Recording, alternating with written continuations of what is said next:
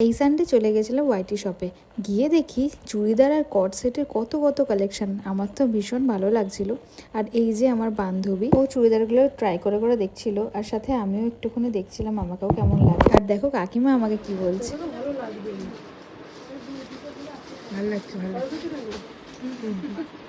দেন ওখান থেকে চলে গেছিলাম শাড়ির কাউন্টারে।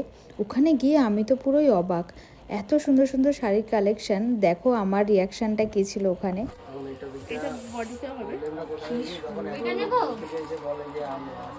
আমি তো স্কাই কালারের শাড়িটা নিয়েই নিলাম। তারপর গেলাম সীমাদির কাছে দেখা করতে। দিদি দেখছিলাম বুকিং নিচ্ছিল।